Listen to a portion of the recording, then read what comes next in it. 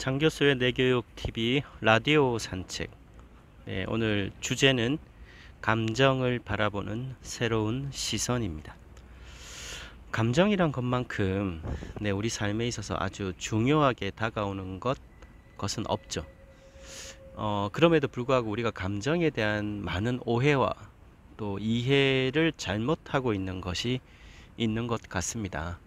오늘 라디오 산책에서는 이 감정이라는 기제가 어떻게 인식하느냐에 따라서 인간의 뇌의 특별함으로서 또 두뇌 개발에 아주 중요한 핵심 요소로서 좀 전환의 계기가 되었으면 합니다. 나이가 들면 움직이는 것부터가 감정의 충돌이다. 이 문장은 어떻게 느껴지십니까? 제가 교수로 있는 대학에 74세 최고령 입학자분이 졸업 후에 우리 감정 코칭 강사로 첫 데뷔를 할 때 후배분들, 후배라고 해도 이제 60대 분들한테 강의 때 하신 말이에요. 그런데 이 말이 나이가 들면 움직이는 것부터가 감정의 충돌이다. 오늘날 과학에서 제시하는 감정 기제를 너무나 잘 표현한 말입니다. 그래서 제가 지금도 뇌리에 아주 생생히 남아 있습니다. 우리는 평소 감정을 어떻게 바라보고 있을까요? 저 사람 참 감정적이네. 감정에 휩쓸리면 안 돼. 감정은 뭔가 이렇게 표출하면 건 안 좋은 거야. 그런 인식들, 지금 아마 40대 이상인 분들은 흔히 어릴 때 좀 그렇게 인식되어 오지 않았습니까? 이 말 속에는 저 사람 참 감정적이야. 이런 말 속에는 우리가 불현듯 감정에 대한 부정적 인식이 무의식에 자리하고 있지는 않을까요? 감정, 이모션에 대한 사전적 정의는 이렇습니다. 어떤 현상이나 일에 대하여 일어나는 마음이나 느끼는 기분. 이건 이제 심리학에서 주로 이제 바라봤던 인식이죠. 또 외부 자극에 대한 단기적, 인지적 반응. 이거는 이제 인지심리학이나 인지과학에서 주로 바라보는. 그리고 밖으로 향하는 움직임. 이런 것은 또 생물학에서 또 신경과학에서 또 많이 표현하는 방식입니다. 즉 학문적 접근에 따라서 다양하게 인식되고 설명될 수 있다는 것이죠. 그만큼 감정이라는 기제는 인류 학문의 발전과 어떤 접근 방식에 따라서 다양하게 인식되어 왔습니다. 하지만 지금은 21세기죠. 감정에 관해서 우리가 알아야 될 아주 팩트는 긍정도 부정도 아닌 생명작용이라는 겁니다. 생명의 기제입니다. 그리고 감정이라는 기제는 동물의 진화 과정에서 출현한 것이라는 점입니다. 감정이 없는 동물이 있을까요? 없을까요? 당연히 있죠. 그렇다는 얘기는 진화적 과정에서 감정은 만들어졌다는 겁니다. 필요에 의해서요. 자, 움직임, 영어로 모션이라고 하죠. 움직임은 동물과 식물을 구분짓는 대표적 차이죠. 동물의 동자가 움직일 동자, 애니메이션, 애니멀이라고 하죠. 우리가 움직이는 영상, 애니메이션. 이 애니멀한 뜻이 라틴어로 움직인다는 뜻입니다. 즉 움직이는 개체가 동물이고요. 개체 전체가 움직이지 못하고 그대로 있으면 식물의 종으로 분류를 하죠. 이것은 어떤 의미인가요? 동물이라면 기본적으로 움직임이 가장 근간이라는 겁니다. 그래서 이 움직임이 더 다양해지고 더 복잡해지고 그것을 처리하기 위해서 신경이라는 것이 생기죠. 신경 그물이 생기고요. 신경 절이 생기고요. 신경계가 생기고요. 그래서 우리가 말초신경, 더 복잡한 이 말초신경의 중앙 처리 장치가 필요에 의해서 나중에 중추신경계, 뇌와 척수가 생겨나죠. 그 과정에서 생존에 보다 유리한 행동을 예측하기 위해서 과거의 어떤 부정적 기억을 잘 관리해서 똑같은 상황에서 생존에 유리하기 위해서 감정이 출현합니다. 그래서 감정, E 플러스 모션은 움직임이 내재화되지 않고 밖으로 나가는 움직임이라고 그래서 표현하죠. 그래서 움직임과 감정은 동전의 양면과 같습니다. 우리가 몸 상태가 좋지 않으면 외부의 어떤 자극이나 살짝의 부딪힘, 말 한마디에도 대수롭지 않게 가만히 있지 못하고 짜증이 나고 화가 나고 막 그런 게 일어나죠. 즉 모션이 밖으로 튀어나가는 현상이 일어납니다. 하지만 우리가 신체 균형이 잘 맞닥뜨려지면 대수롭지 않게 넘어갈 수도 있죠. 움직임과 감정은 동전의 양면이고요. 감정을 잘 조절하는데 가장 1차적인 것은 신체의 균형이라는 겁니다. 인간의 뇌 구조에서 생명 기제가 가장 안쪽에 있다는 거 아마 아실 겁니다. 그 위에 진화적인 관점에서 그 다음에 감정이 출현했으니까 감정의 기제가 생명 중추 기제보다 더 안에 있다는 게 말이 됩니까? 되지 않겠죠. 그래서 뇌 구조적으로도 우리가 림빅 시스템, 대뇌 변연계라고 하는 감정 중추들은 중간층의 위치에 자리하고요. 우리가 인지하고 사고하는 거, 뭔가 생각, 논리, 추론, 언어 이런 것들이 생명보다 먼저가 아니겠죠. 그렇지 않습니까? 당연히 그러면 뇌 구조에서 어느 쪽에 자리하겠습니까? 제일 바깥층에 자리하겠죠. 그래서 우리가 수직층 구조로 보면 뇌의 가장 안쪽이 움직임을 기반으로 한 생명 기제들이 자리를 하고요. 그 다음 중간층이 감정이라는 기제, 또 바깥층이 인지 사고에 관련된 영역들이 자리하게끔 되어 있습니다. 진화적 관점에서 보면 어쩌면 너무나 당연하다고도 볼 수가 있는데요.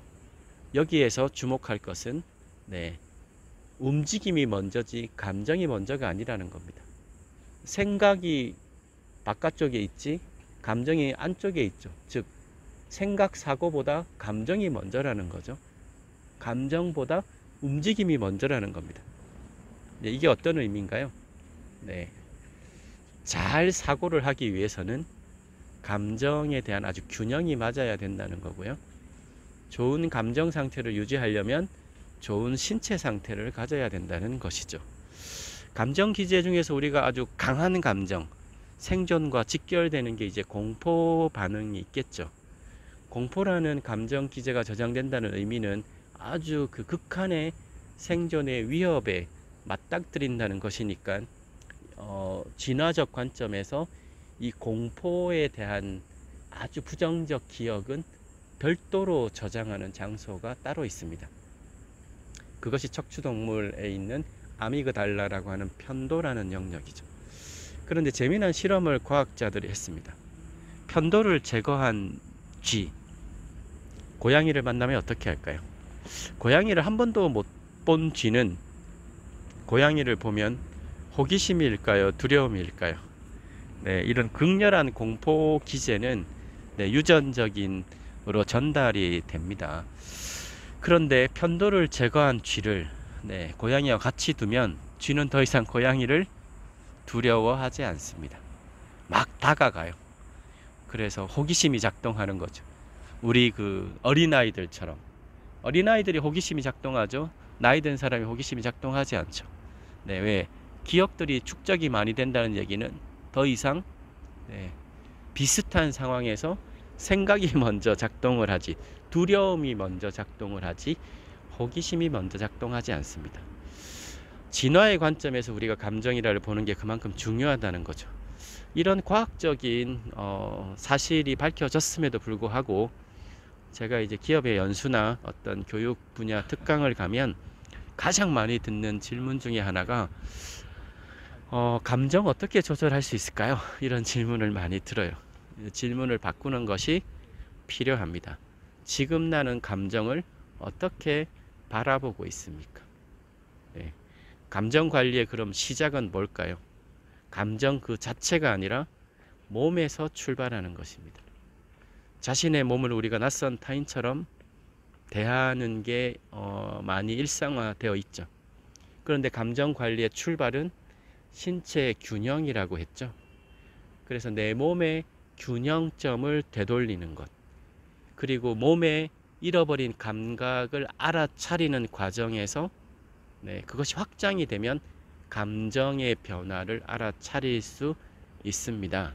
왜냐? 모션, 그 다음 단계가 이모션이기 때문이죠. 그래서 우리가 몸을 잘 관찰하면 몸의 이런 아주 변화들을 아주 익숙해지면, 네, 그 전과 비교하면 감정의 일렁임도 보다 면밀하게 들여다볼 수 있습니다. 우리가 마음이라는 거를, 내 마음을 참 잘 알고 싶다, 이런 얘기를 많이 하는데요. 마음은 보이지 않죠. 그런데 마음이라는 게 가장 아주 고등인지 기능이죠. 우리가 feeling, 느낌, 네, 뭐 생각, 사고라고 하는 영역들은요. 그런데 그게 가장 바깥쪽, 진화적으로는 가장 마지막입니다. 그 바로 전이 감정이라고, 그 바로 전이 신체라고 했죠. 그러면 내 마음을 관찰하고 내 마음을 잘 알아차리는 훈련을 하려면 어디서부터 시작을 해야 될까요?